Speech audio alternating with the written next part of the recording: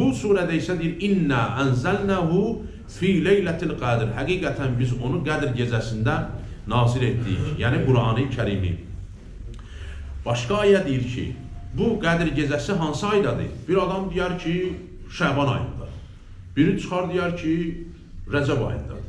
Biri çıxar deyər Məhərrəm ayındadır. Amma çünki Allah başqa ayədə bizə bildirir ki, bu Ramazan ayındadır. Şəhrur Ramazan əlləzi unzilə fihil Qur'an. Bax, dedi burada. Şəhrur Ramazan, belədir. O şəhərdir ki, o aydır ki, əlləzi hansı ki, unzilə fihil Qur'an. Qur'anı nazil elədi. Yəni, bu ayədən də aydın olduğu kimi Qur'an-ı Kərim Ramazan ayında nazil olub. Bəqərə surəsində, bu ayə-i şərifə Bəqərə surəsindən.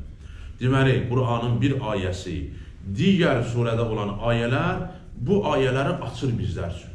Bildirir ki, Qədr gecəsi, indi Qədr gecəsinin nazili, Qədr gecəsi bəlkə elə Rəcəbdədir. Amma görürsünüz, Qur'an bizə başqa bir yerdə ünvanın göstərir bizə, işarə edir və təsdiq edir ki, bu məhz Qur'an Ramazan ayında mübarək, Əl-Ramazan-ül-Mübarəkdə, bəli, Həzrət Peyğəmbər əleyhissalam